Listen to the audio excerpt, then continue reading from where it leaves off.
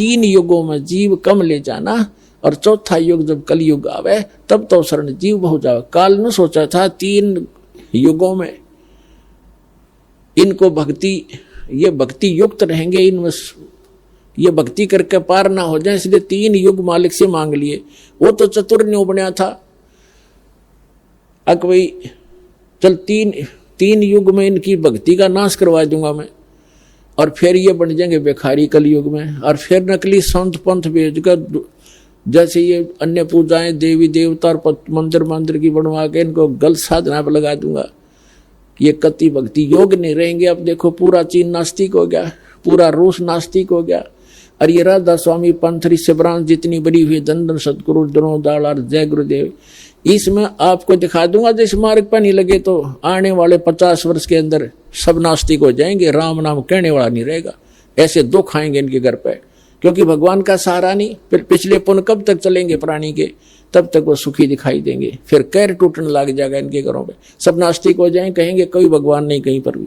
और काल यही चाहता है कि नास्तिक हो जाएं, फिर आए जाओ भगवान और उसका दूत, उसका दास, कोई सुनेगा ही नहीं।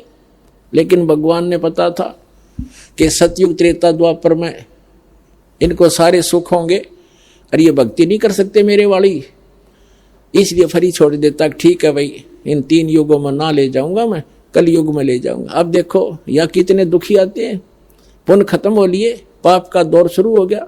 वो नकली संतों से, नकली साधनाओं से कोई आगे लाभ चारदर लगा नहीं, तो दुख दुखाने थे। तो परमात्मा को पता था ये मुझे तभी चाहेंगे जब ये महादुखी हो जाएंगे, जब तक इनको सुख है ये कोसों दूर रहते मेरे से। अब उन आत्माओं का जन्म होगा सतयुग में, जो दास आपको बता रहा है। लेकिन कितना लंबा काम बढ़ा दिया उन्होंने।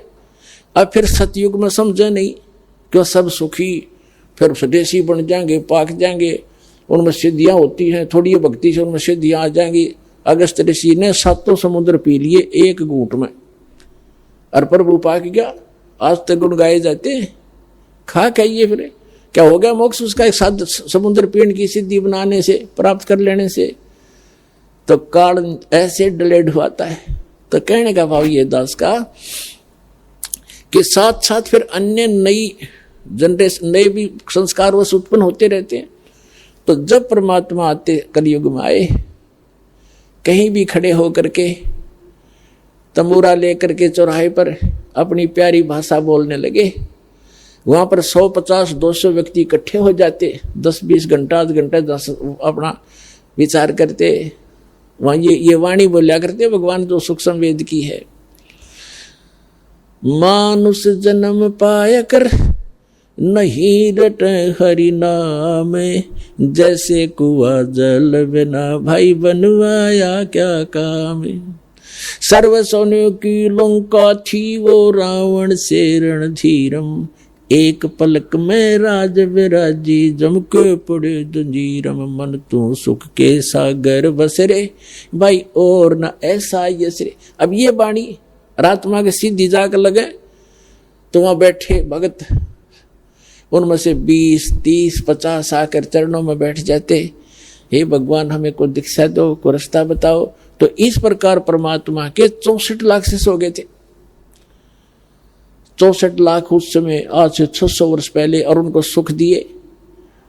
फिर उनको ये प्रथम मंत्र के 5 नाम दिया करते थे दाता। इन 5 नामों का गाटा जोड़ दिया इन दूसरे पंथ नकलियां ने। इनके ये 5 नाम बिना समझ में आए, रंकार ओंकार ज्योत स्वरूपी निरंजन सतनाम और फलाना नाम वट देने लगे। तो भाई पूरे ग्रुप ने बात बने नहीं। तो कहने का भाव दास का ये है कि मैं रोवत हूं सृष्टि को, ये सृष्टि रोवे मोहे, गरीबदास इस योग को समझ न सकता कोई। अब जैसे परमात्मा 600 वर्ष पहले आए थे तब हम अशिक्षित थे। 64 लाख से सोना कोई बालकों का खेल नहीं है, ना कोई मीडिया था, ना कोई प्रचार साधन था। कैसे हुई, एक दिन में 1000 जगह प्रकट हो जाते थे परमात्मा, और सबको समझाते थे, उनको सुख देते थे। क्योंकि सबको इतना सुख दे दिया कि वो समझ में नहीं आया करते। उनके ये संत के आशीर्वाद से मुझे ऐसा लाभ हो गया, नाम लेते इतने सुख होने लगे। तो 64 लाख हुए थे, लेकिन उनको ज्ञान नहीं था, अशिक्षित थे। जब सुख हुआ तो सुख हुआ तो सुख है। फिर कोई भी आ गया, अरे यू क्या, ये तो क्या जाने भगवान के बारे में, अशिक्षित है, दुल्हा है, ऐसा है, छोटी जाति का है। तो कुछ सुख होते ही ये आत्मा, ये काल, इसका दाव लगता है। परमात्मा कहते हैं इसे सुख का आग लगे, जो नाम हृदय ते जावे, और बलिहारी उस दुख के जो पल पल नाम रटावे। वो दुख भी हम, वो सुख भी हमारे लिए दुखदायक, वो हमारा दुश्मन बन जाता है। जो उस दुख, उस सुख की हमें जरूरत नहीं, भगवान जो आपसे दूर करे। इतना कष्ट दिए रखना दाता, तेरी याद बनी रहे, हमें समझाना चाहते हैं परमात्मा।